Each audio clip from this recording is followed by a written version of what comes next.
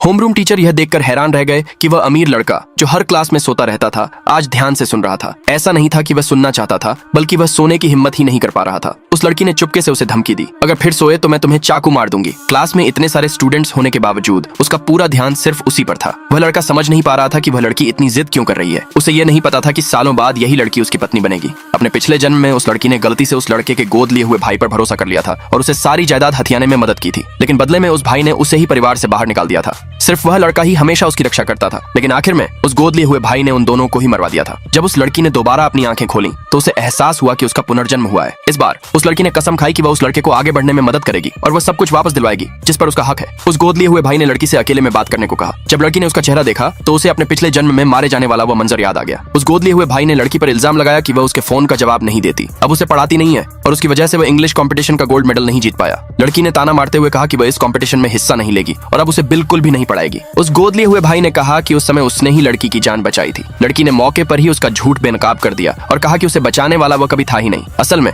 उस समय लड़की की जान उस लड़के ने बचाई थी, लेकिन उसका सारा क्रेडिट उस गोद लिए हुए भाई ने ले लिया था। लड़की ने उसे सीधे सीधे चेतावनी दी कि अगर उसने दोबारा उसे परेशान किया तो वह सबके सामने सारा सच बता देगी। उसके बाद वह होमरूम टीचर के पास गई और कंपटीशन से अपना नाम वापस लेने का ऐलान कर दिया, लेकिन टीचर ने गुस्से में उससे कहा कि गोल्ड मेडल जीतने से सीधे तौर पर देश की सबसे अच्छी यूनिवर्सिटीज में एडमिशन मिल जाता है और इससे स्कूल की इज्जत पर भी असर पड़ता है। तब लड़की ने कहा कि वह कंपटीशन में हिस्सा ले सकती है, लेकिन सिर्फ तब जब उसे अपना पार्टनर बदलने की इजाजत मिले। उसने उस पढ़ाई लिखाई में कमजोर अमीर लड़के को अपना पार्टनर चुना। वहां मौजूद हर कोई यह देखकर हैरान रह गया। टीचर और लड़के के पिता दोनों ने ही इस बात पर एतराज जताया, लेकिन लड़की ने सिर्फ एक ही बात कही, अगर वह लड़का उसके साथ नहीं होगा तो वह कंपटीशन में हिस्सा नहीं लेगी। आखिर में स्कूल को लड़की की बात माननी पड़ी। लड़की ने उस लड़के पर पढ़ाई करने के लिए जोर डालना शुरू कर दिया। लड़के ने टेस्ट पेपर फेंक दिया और उसे करने से साफ मना कर दिया। यह देखकर उसने तुरंत रोने का नाटक किया। लड़के ने जल्दी से टेस्ट पेपर उठा लिया। उसने उसे बिजली की तेजी से पूरा किया और बास्केटबॉल खेलने बाहर चला गया। क्लासमेट्स को चिंता हुई कि उसने शायद कुछ भी बेतुका लिख दिया होगा, लेकिन लड़की ने जब चेक किया तो पाया कि हर जवाब सही था। किसी को नहीं पता था कि उसकी इंग्लिश असल में टॉप लेवल की थी। वह तो बस बेकार होने का नाटक कर रहा था। प्रतियोगिता के दिन भी